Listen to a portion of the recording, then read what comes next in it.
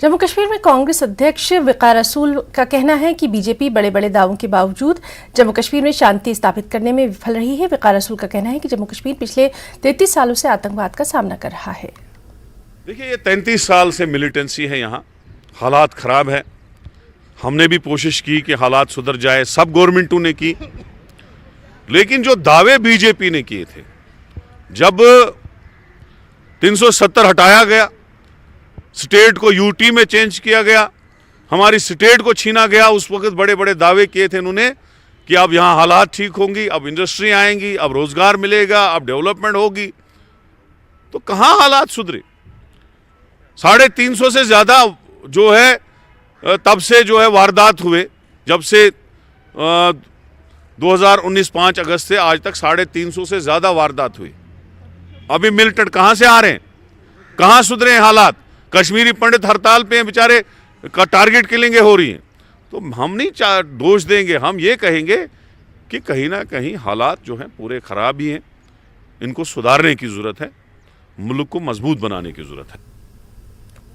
कांग्रेस के मुख्य प्रवक्ता रविंद्र शर्मा ने जम्मू कश्मीर में आतंकवाद का मुकाबला करने में सुरक्षा बलों की भूमिका की सराहना की, लेकिन साथ ही सवाल उठाया कि इतने सारे नाकों को पार करके आतंकवादी सिद्रा तक कैसे पहुंच गए। जम्मू के सिडरा इलाके में इनकाउंटर हुआ है। हमारे साथ कांग्रेस के चीफ स्पोक्स पर्सन हैं। आपको लगता है कि मिलिटेंसी को वापस रिवाइव करने की कोशिश है जम्मू में? देखिए, गंभीर चिंता की बात है कि जम्मू शहर के आसपास इस तरह की वारदात हुई है और मिलिटेंट्स जो है वो यहाँ 3 मिलिटेंट्स का वो खात्मा किया गया। सिक्योरिटी फोर्सेस को इसकी सराहना भी करते हैं।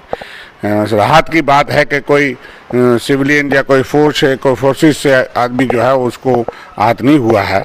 लेकिन गंभीर चिंता है कि हाईवे पे जो है वो इस तरह की वारदात होना, शहर के बीचों बीच वारदात होना, तो जो दावे हैं उनका ऊपर भी थोड़ा सा प्रश्न चिन्ह उठता है।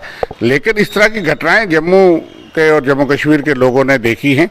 जम्मू कश्मीर से मिलिटेंसी का खात्मा तो हुआ नहीं, लेकिन इस तरह की वारदातें बीच बीच में होती रही हैं और हम सिक्योरिटी फोर्सेस और सेना को, उन तमाम को उनकी सतर्कता के लिए बधाई भी देते हैं कि हमेशा उन्होंने बहादुरी से, जब तक ये साहस का काम होता है, तो मैं समझता हूं कि आतंकवाद के साथ जंग अभी बाकी है और पाकिस्तान हो या अंदर से हो, यहाँ भी इसकी जांच भी होनी चाहिए कि वो सिदरा तक कैसे पहुंच गए, क्योंकि हाईवे पे कितने नाके होते हैं, कितनी सुरक्षा के दावे किए जाते हैं, उसके बीचों बीच जो है शहर के बीच भी वो पहुँच गए।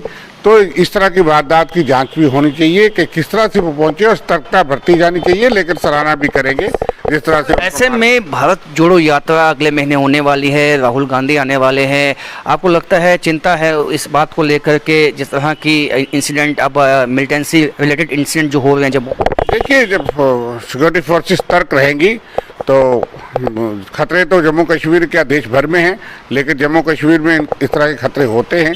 इसके बावजूद हमने खतरों का मुकाबला करना है। कांग्रेस ने भी और देश ने यही सीखा है। जम्मू कश्मीर के शहरी और अवाम जो हैं वो भी सतर्क हैं और पाकिस्तान को मुंह तोड़ जवाब देना है तो इस तरह के वारदातों से घबरा के नहीं, आगे बढ़ के चलना होगा। तो मुंह तोड़ जवाब देना है आतंकवादियों को, और एप्रिशिएशन इन्होंने तारीफ की है सिक्योरिटी फोर्सेस की, जिस तरह से उन्होंने समय रहते तीनों आतंकवादियों का सफाया कर दिया है। कैमरामैन साहिबा भट्ट के साथ राजन वैद, न्यूज़ 18।